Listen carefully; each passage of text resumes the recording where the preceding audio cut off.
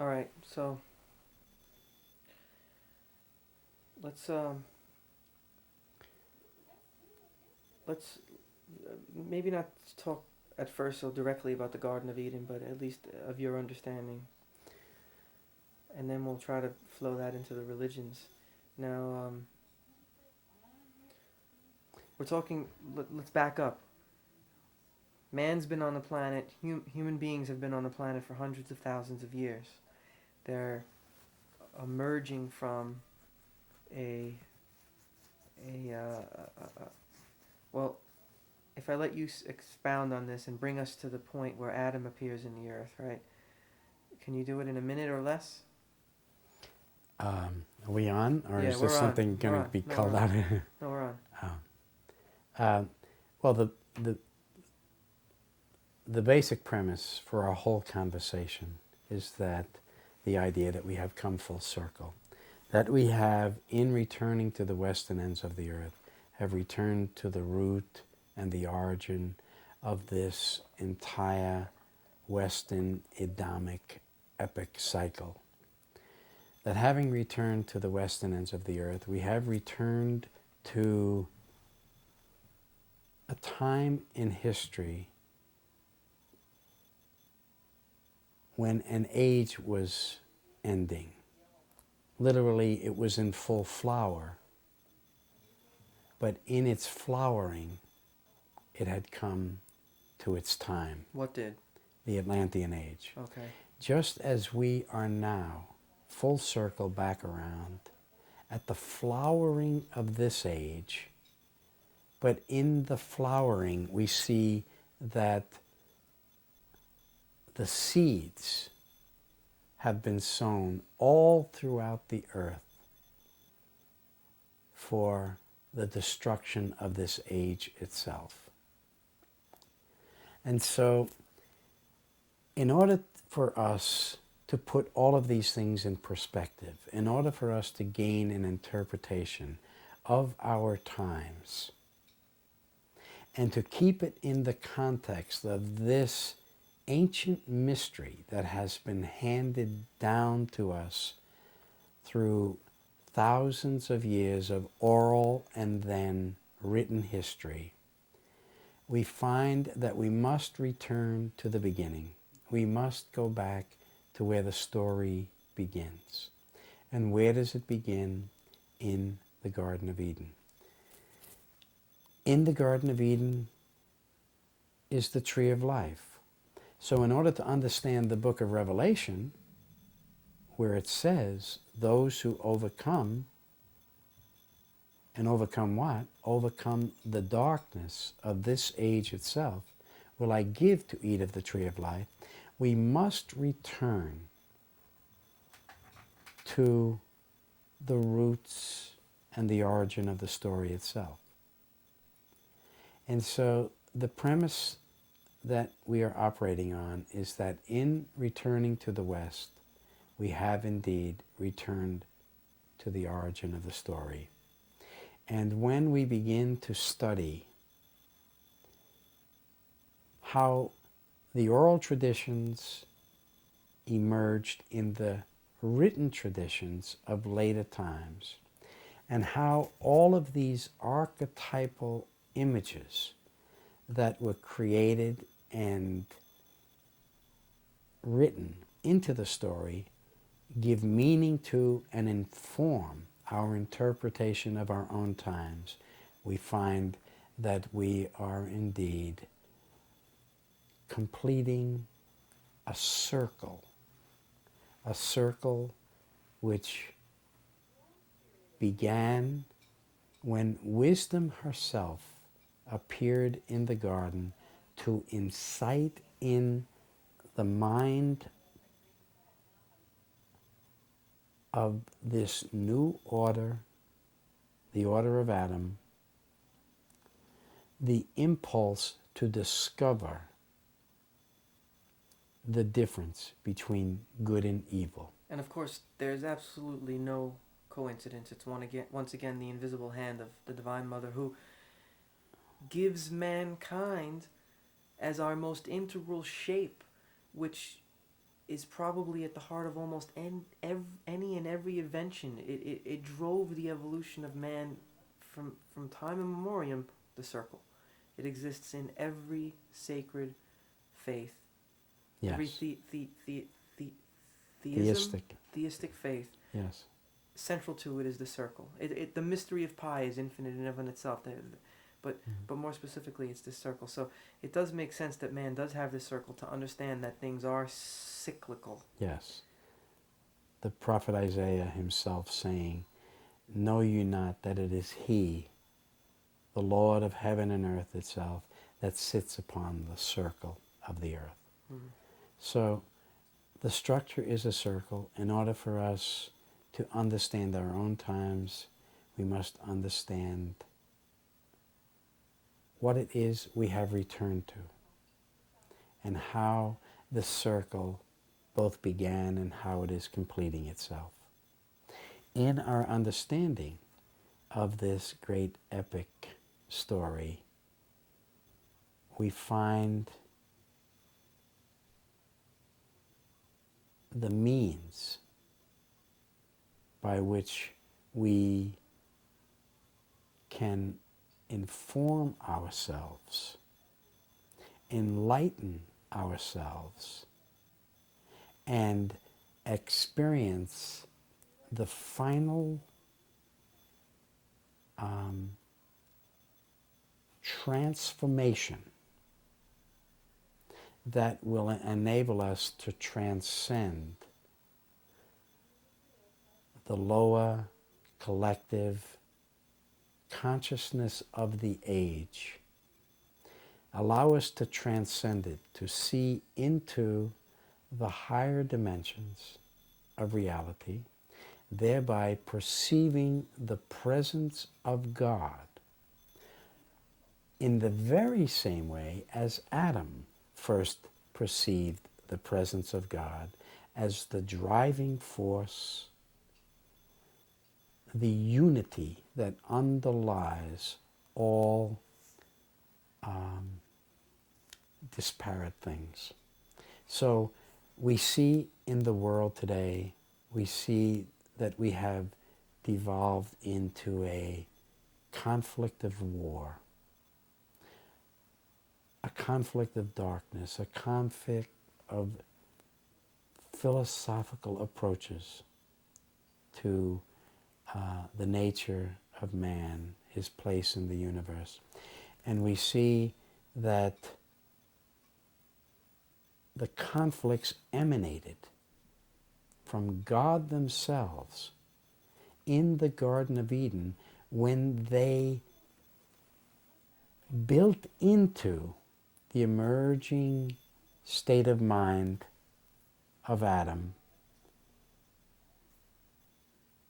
the potential for conflict and therefore the potential for solving conflicts. But I'm really right now more interested. Please go with me. In pre-Adamic times, where is man briefly 10,000 years ago? 10,000 years ago, he's emerging out of his primitive states. When does the Atlantean age? Okay, Well, wait, hold on. He's emerging from his primitive states. Is he metalworking? He's beginning to discover not only the presence of these metallic elements in his environment, but he is slowly, because he's probably had the use of fire for a long time now, and man's use of fire connected him in some primitive way with those forces that exist in the universe that are magic, that seem to come to him from some other force field, from the sun perhaps, that this fire came from the ball of fire and that it descended. And in trying to understand the nature of fire itself, the nature of life itself, the meaning of life and death, basic theological constructs began to form in his thinking. And it took thousands of years before these ideas assumed a sufficiently sophisticated level of complexity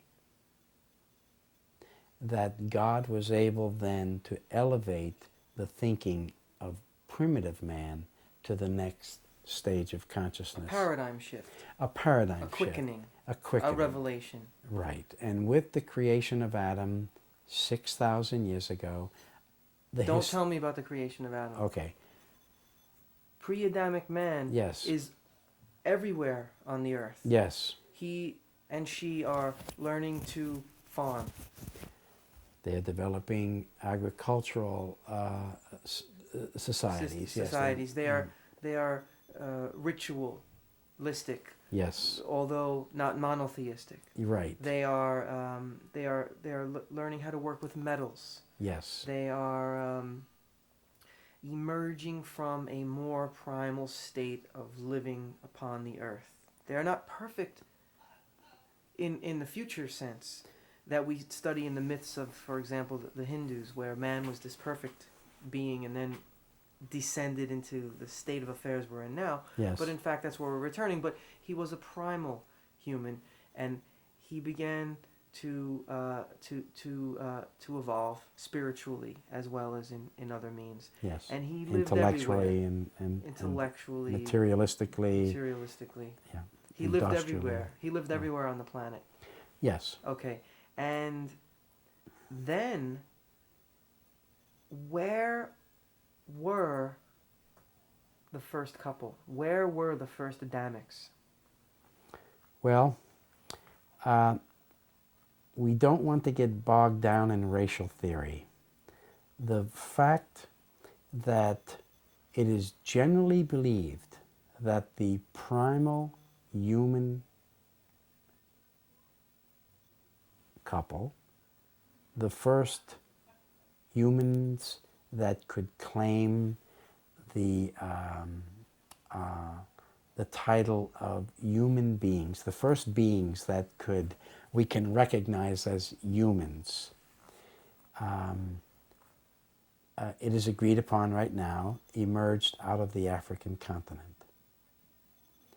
Now, whether that theory holds up in the near future is irrelevant to the fact that the mystery of Adam, the epic of Adam, has naught to do with the first inklings of human life on the planet. No, it has to do with the first inklings of higher human consciousness. Okay, and where did that reveal itself on the earth? Well, again, out of Africa, we accept that theory. It seems to be the most viable theory for now. Out of Africa comes the first human man, Homo sapien. Homo sapien. Out of Africa comes the first creature that is beginning to stand upon his 2 feet, beginning to think in terms of technological development, beginning to use tools, beginning to think abstractly, philosophically, and understanding his place outside of nature itself, or at least in addition to nature. He's the first being that becomes self-conscious. Hand me your sweater. And in this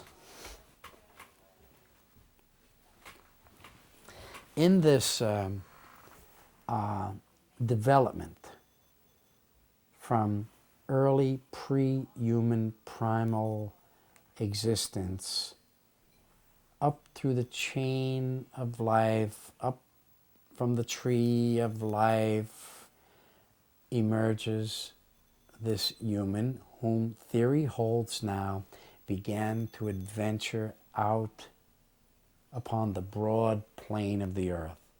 And if we accept the theory that these first human individuals carried with them in the genes, the genetic makeup of their own existences, the potential for the development of all the various characteristics that will define the various races which human beings will appear in the ensuing millennia. Thousands and thousands of years of human development will find us with these major racial groups now appearing in the earth.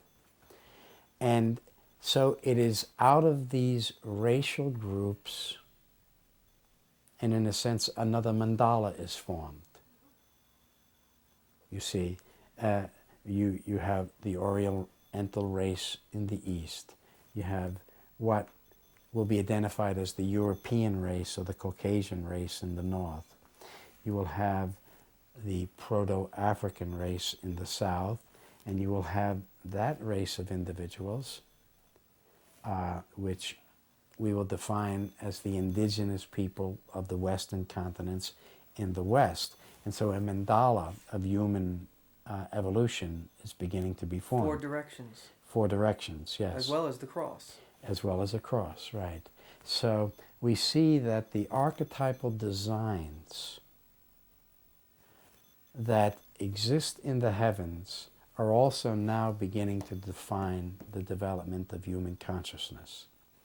So sometime between the emergence of human life on the planet Earth and the descent of the mind of God to this archetypal couple whom we will call Adam, there was a very highly developmental evolutionary sequence that brought humankind through a process of technological development that will allow him to transcend his simply primal relationship to the earth as a hunter, Gatherer. a gatherer, and all of a sudden he will begin to develop ideas of sedentary life, agriculture, the village, organizational techniques that will make for the maximum amount of utilization of everyone's talents, everyone's skills, protection for the clan, the eventual division of labor. Society begins to form. It's an evolutionary process. Out there, outside the village circle, is the jungle. It's the foreboding place. Inside the circle is safety, is well-being, is organization, is order. It is out of this emerging state of human consciousness that God is preparing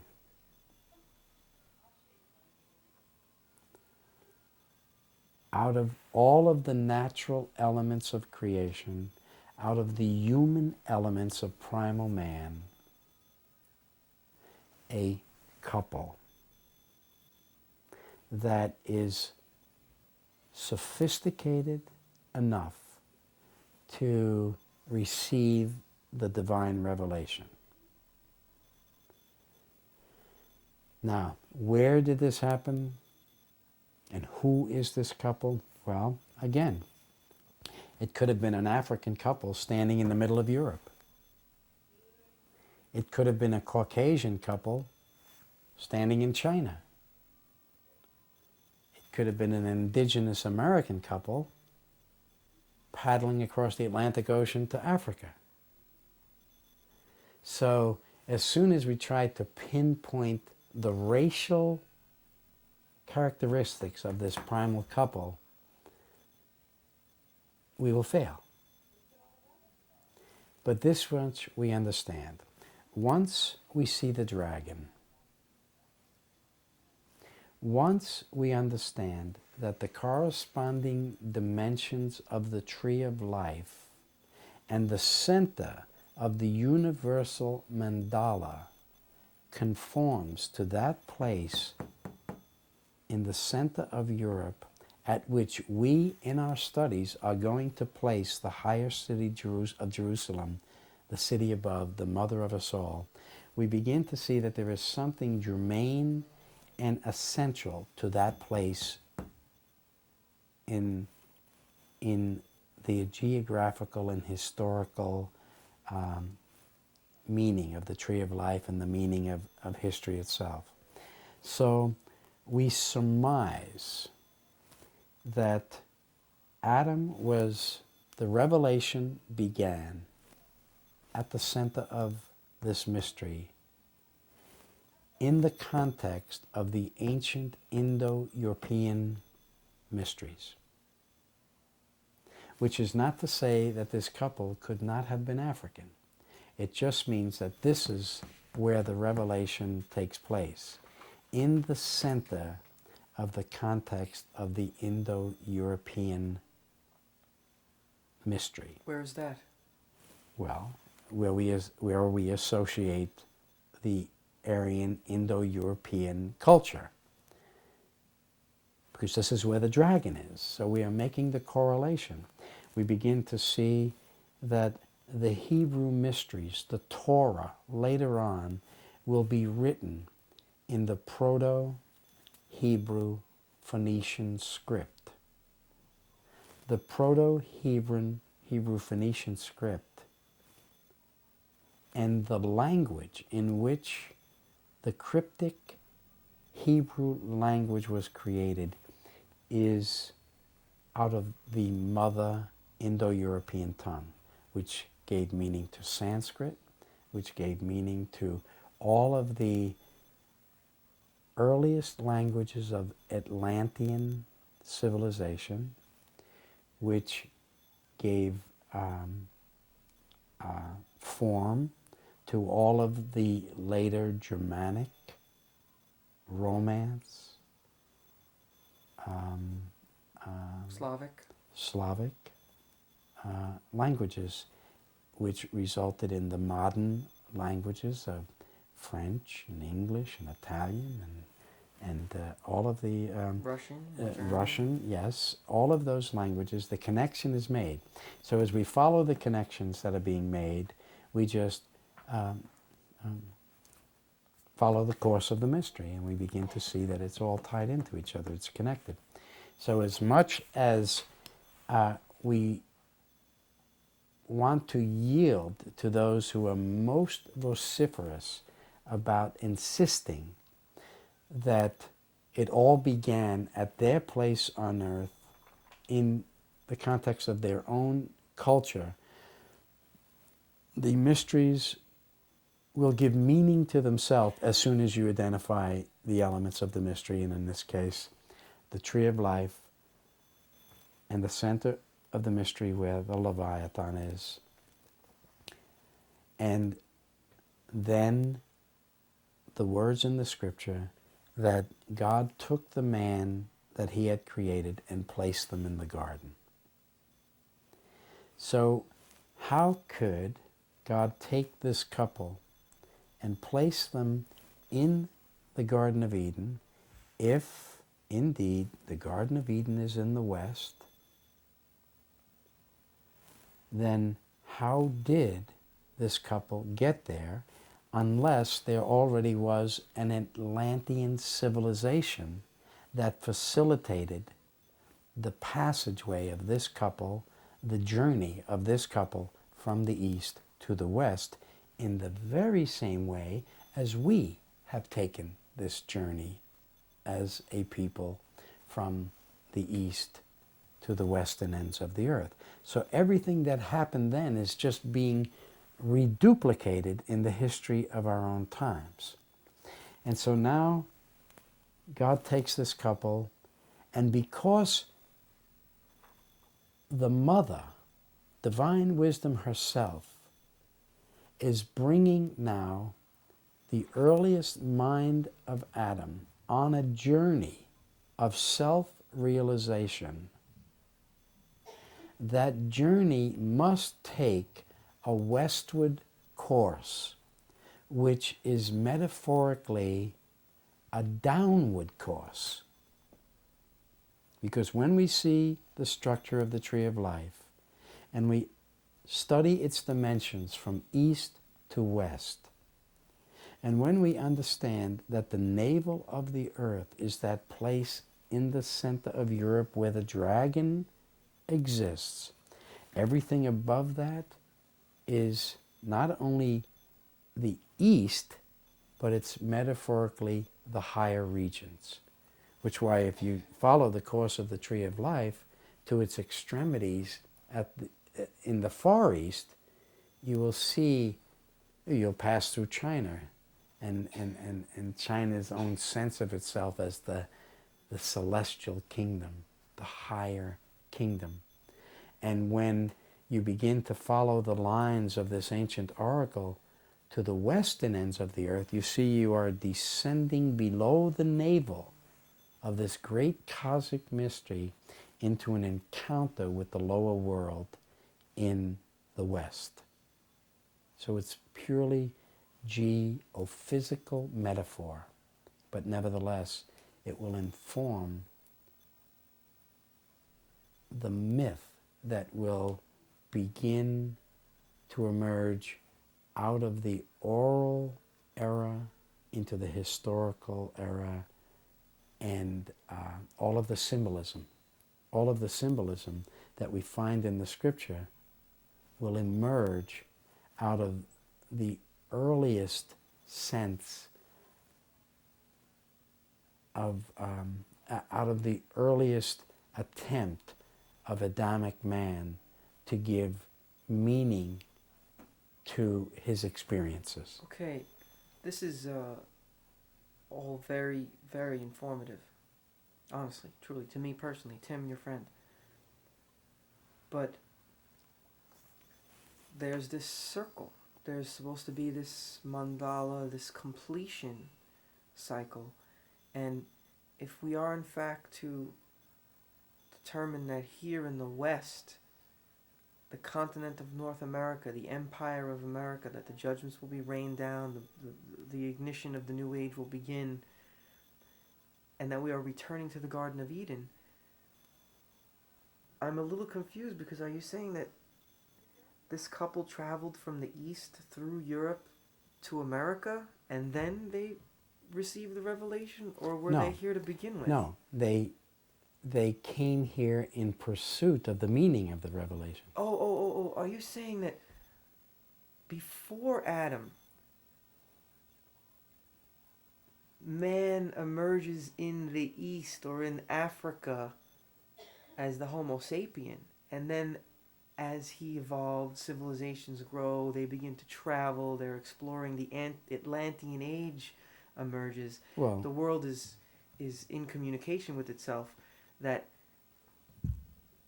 people, the spirit, the consciousness of man is moving west. So it's mankind is born in the east, the center, travels westward, and then after the whole world has been populated by humans, it's within the American continent that the Garden of Eden truly exists. That it is. See, the scripture says that God took the man that they had created and placed them in the garden. So what that means is that the initial revelation energized in the mind of this new order of man the desire, the impulse, the compulsion to discover their relationship to the world. After the revelation. After the initial revelation, they were first receiving a revelation. Now they went out into the world, sharing their revelation. And that sojourn, that pilgrimage, following the course of the sun. You see, this is the earliest solar revelation. They now are following the course of the sun, and they follow it across the ocean to the western ends of the earth. And it is here that they begin to perfect and disseminate their teachings in the West. So we'll find Native American traditions preserving the very idea that they are the original human beings, because it is here that whoever this first couple is, arrives on these shores and begins to ground themselves in the social structure of this continent, and they begin to teach here. And we just cannot assume that they were the only Indo-Europeans here on the continent, because there was commerce back and forth. So as they begin to disseminate the meanings of their newfound emerging understanding of the world, they begin to gather a congregation around them. I let me just clarify. I think I understand. You're saying it's irrelevant where on the earth this initial couple begins to receive this revelation. Because Well, perhaps it occurs. it may not be irrelevant, because it may be that we may have to place them at the center of the great mandala. Okay, the great mandala. The great mandala of the universe is there where the dragon crossroads is. of mankind. Yes. Essentially. Yes. If you look at the heart of the dragon today, it's Afghanistan, which even today, or 400 years ago, is Go ahead. okay, Vienna, right? Present-day Vienna. Present-day Vienna But is the ancient city of David. But it's on the verge of Europe, the Soviet Union, Yes. the Mideast, Yes. the Far East, Yes. and Africa. Yeah. So you're saying the You see, consciousness is revealed there, and then God puts them into the Garden of Eden, so they are inspired now to go out to build a church, to build a congregation, to sow the seed of their understanding. Yes. And they ground themselves. They find a base Of for lack operation. of a better word, in the continent of North America. In the continent of North America, because it's in the context of primal Proto-Indo-European culture. And it's because this is the flowering age of the Atlantean culture at that time. So they are naturally just taking the pathways that culture has provided from one side of the earth to the other. So you're saying man was traveling across the Atlantic Ocean back then? Yes. Yes. And all of those sea routes were, after the Atlantean age, abandoned.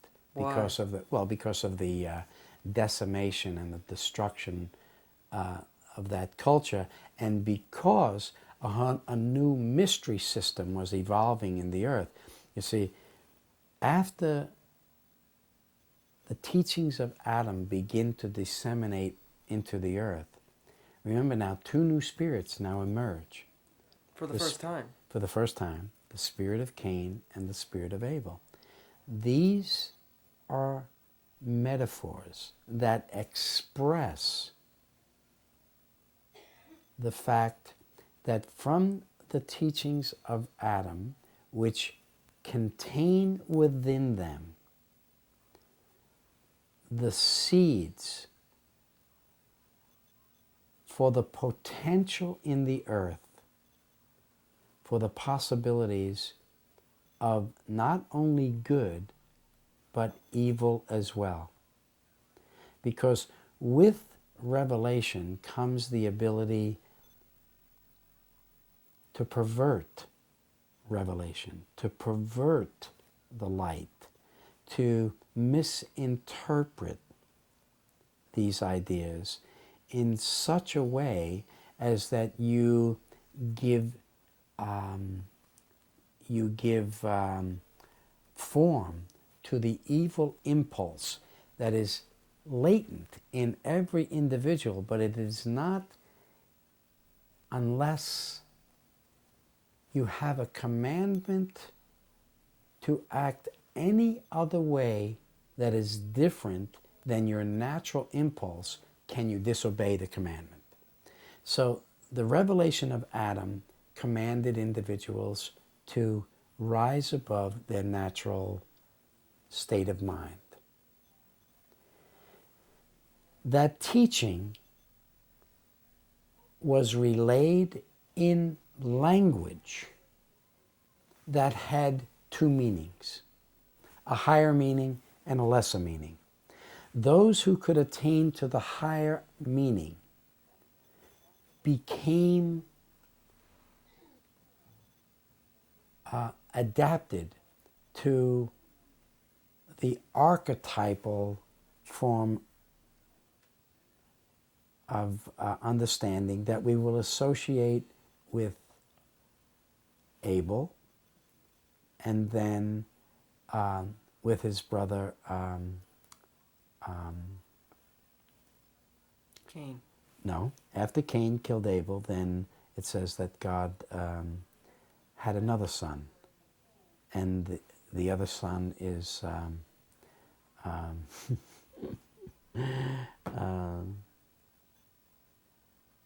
Seth. So the scripture says that after Cain killed Abel, then Adam and Eve had another son, and men then began to call upon the name of the Lord again.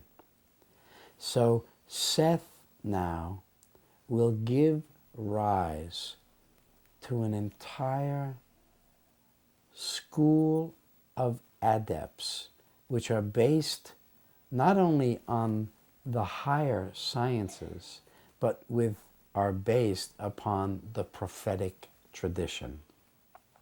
Because you see, now the spirit of Cain, who has slayed Abel, which represents the lower consciousness rising up in every individual to slay out of every individual its own higher consciousness,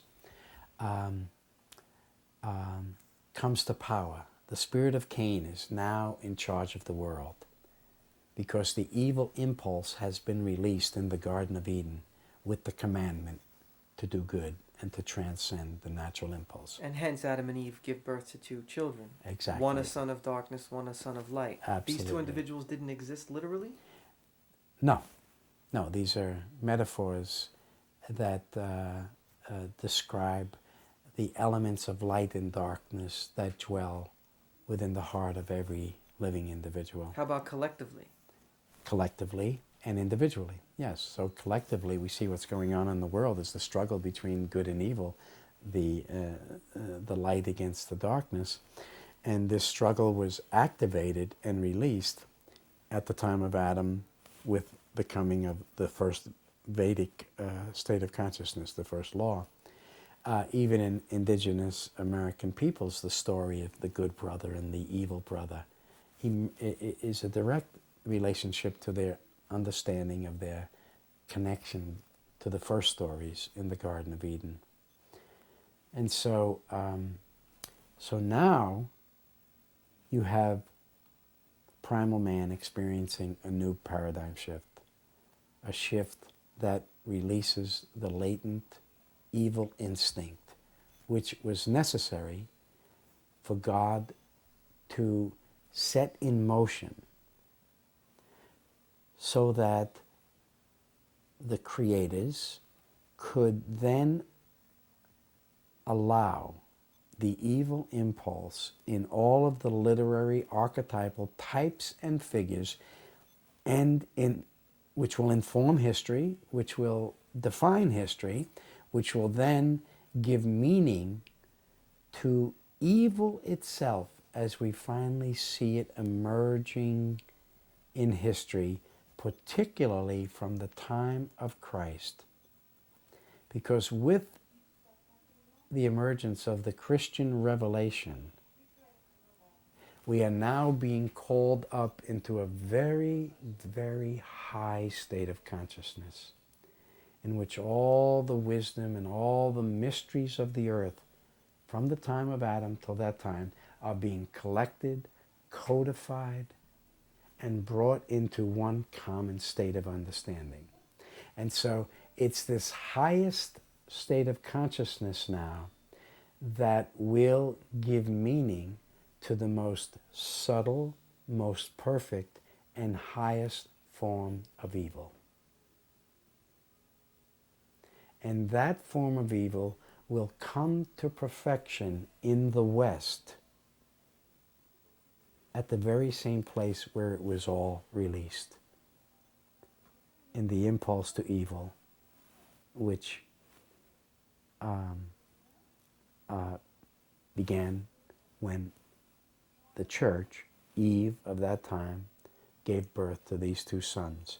When Cain, symbolizing the collective lower nature, killed his brother Abel, and there's of course death and killing and warfare prior to the time of Adam, but only now it's disallowed.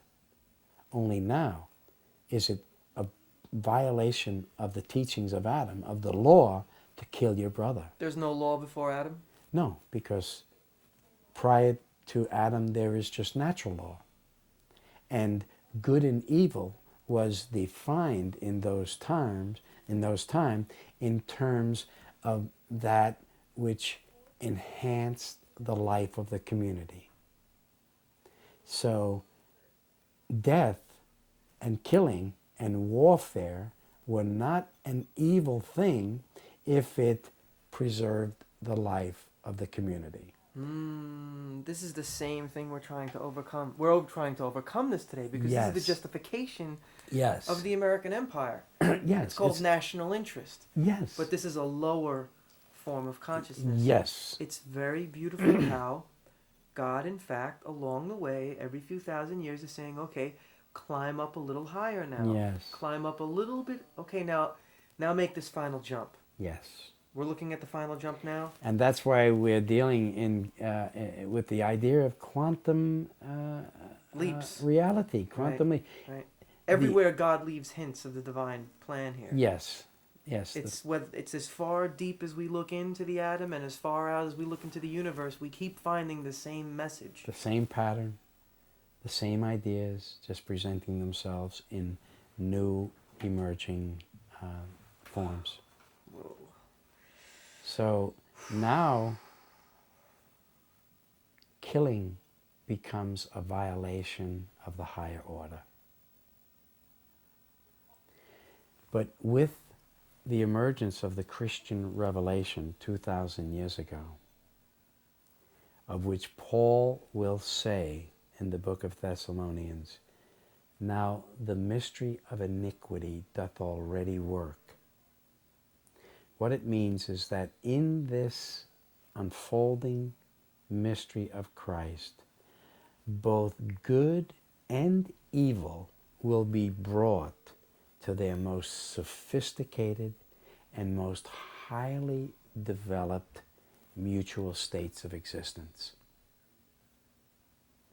Because in Christ will be revealed the doorways into higher worlds. But no longer are we looking at crisis on an isolated level where it's a nation state or a village, but in fact the whole world is being threatened by our present circumstances. Yes. I mean, it's only now that we have the capability to destroy ourselves. Well, of course, you see, because the central structure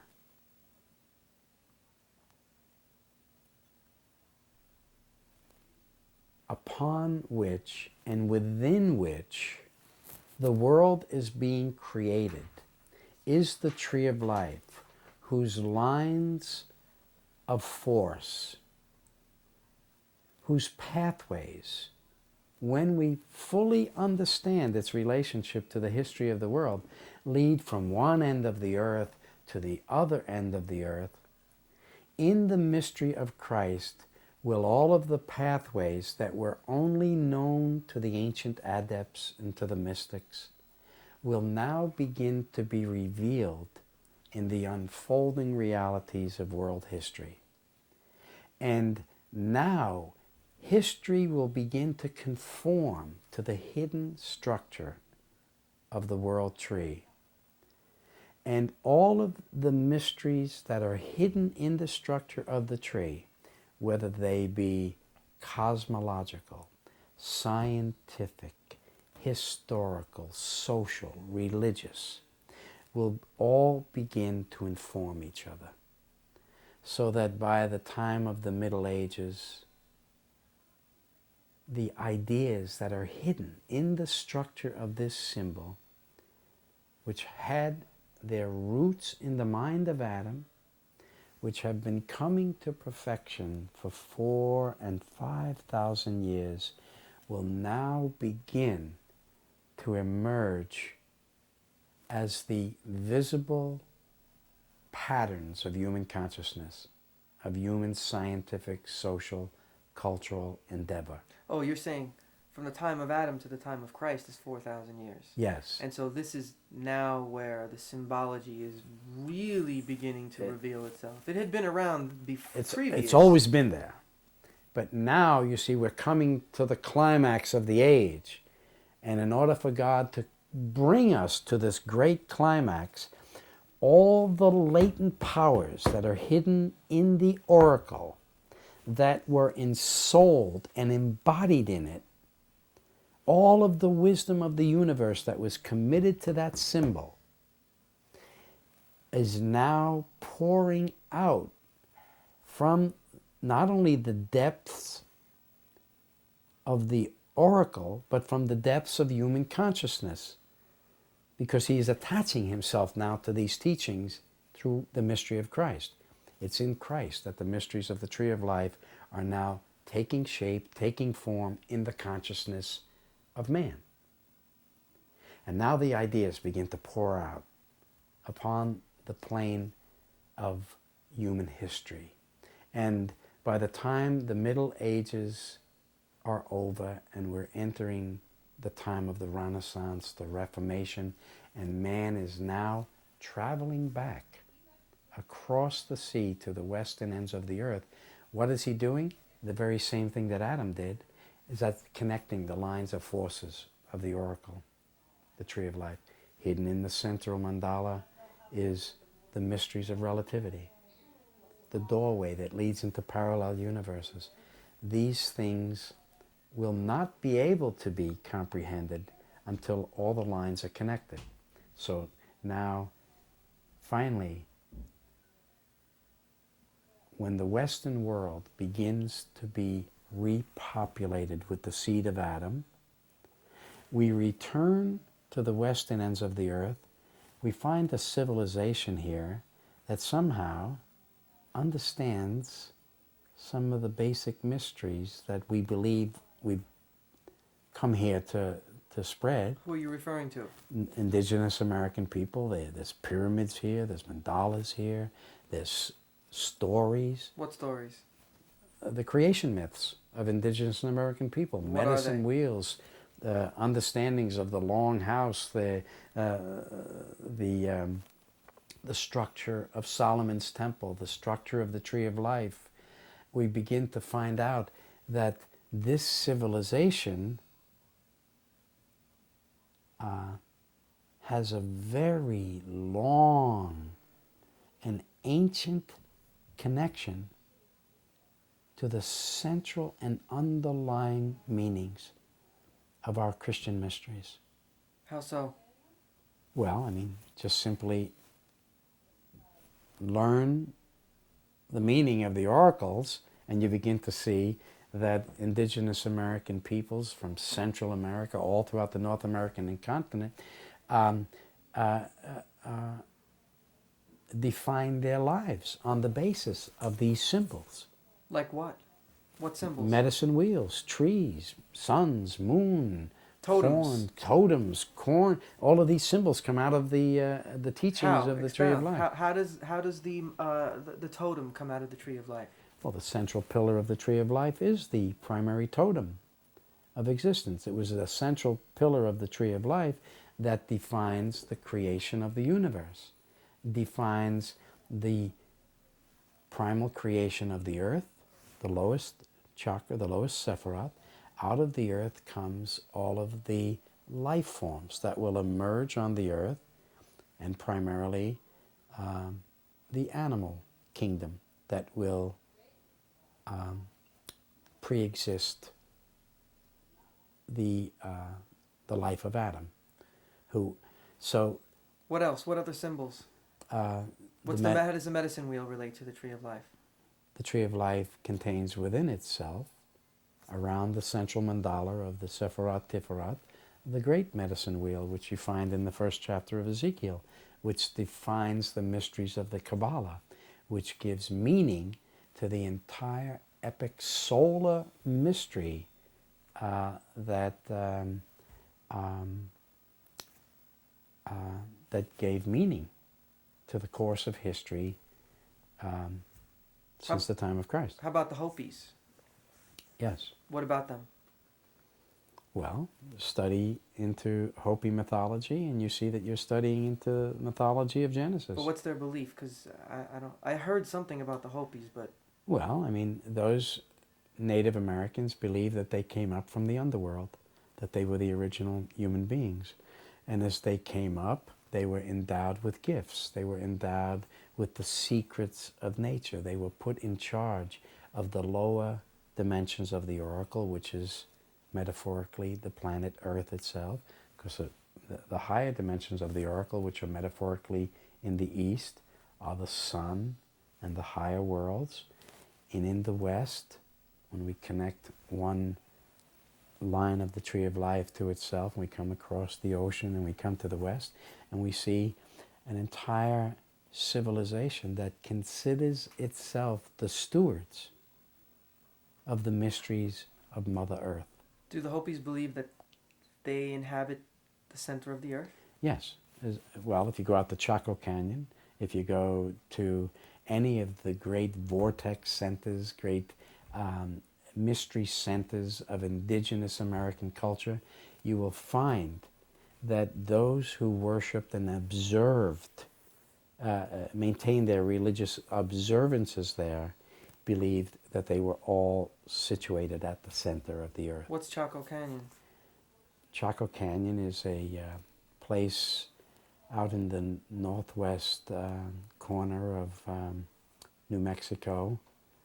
It is a...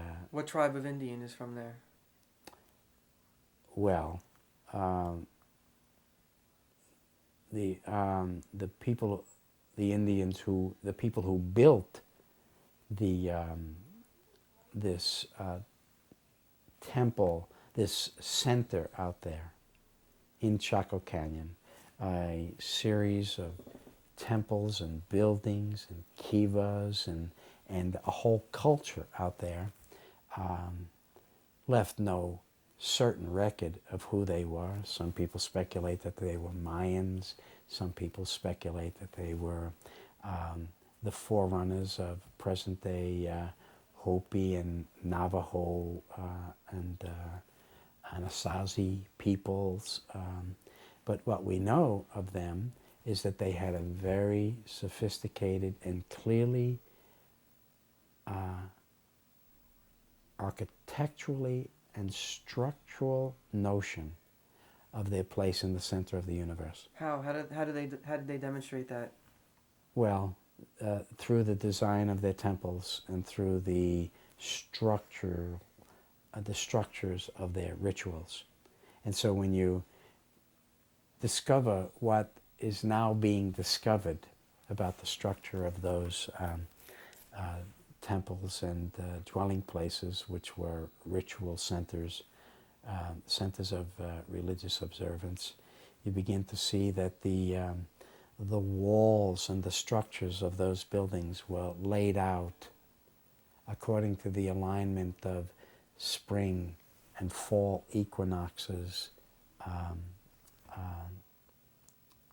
summer and winter solstices, and that there are other lines leading from the center where these walls cross, delineating this, their understanding of their central place in the universe.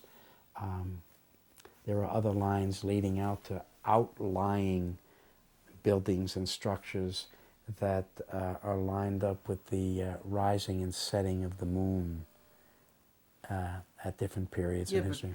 I mean, anybody who's living on the earth is going to observe these cosmological shifts and perhaps try to represent them in physical form on the earth. How does that justify their understanding of the great mystery? Well, once we're connected to the great mystery, we don't have to force we don't have to go very far to see that the ideas that they preserved and the ideas around which they observed their life there are identical to the ideas which we use to define our place in the universe. Are there other geographical, archaeological sites in the Americas that reinforce this concept that we're discussing? Oh, sure. There are mounds and, Cahokia. What's that? Cahokia is a pyramid mound city that was almost destroyed with the settlement of the St. Louis area, but some forward-thinking people stepped in and stopped and preserved the vestiges of what was a central cult center there out in the plains of Illinois, which is what is now Illinois. What is it, though? Well, because the central structure of the Tree of Life is a pyramid. Mm. And because these mysteries were being taken from one end of the earth to the other of the earth, from the west to the east, we not only find pyramids in Egypt, which are the result of the travels of these ancient adepts building into stone and into matter the structure of these mysteries, but we find these pyramids all throughout Central America. We find them also in the center of the North American continent. We find mounds built all throughout the Mississippian and Ohio Valley cultures. What do you mean mounds? Mounds suggesting places where individuals came from round about to observe festivals and consolidate their understanding either of being the children of the Earth Mother. These mounds were all symbolic and representative of the fact that we were all born out of the pregnancy, the fruition of the Divine Mother herself, and that at the center of these mounds was the navel of reality itself, an image of the true cosmic navel of the earth. But wherever the adepts traveled, they taught the meaning of the mystery of the navel, the mound, the Mother Earth, the mandala, pyramids, trees, sun, moon, male, female. And so emanating from the Tree of Life are all of these ideas that carry with them archetypal forms and symbols, which when you follow the pathways of the Tree of Life into all of the lands and civilizations into which we see they were carried, you see these symbols, these structures, and these forms. And you begin to see that it's not the words we use that define our common place in the tree of life, but it's the structures and the forms by which we preserved our ideas. And so, of course, if you're reading the teachings of Black Elk, and you begin to study exactly what it is that this teacher and his teachers and hundreds of other Native American elders are trying to preserve, but also for their own self-preservation perhaps, impress upon us, is the fact that this is the same religious tradition. And we, in our state of ethnocentric pride and arrogance, and our belief that we needed to save other civilizations from themselves, destroyed or almost destroyed the very foundations and basis for our own theological beliefs.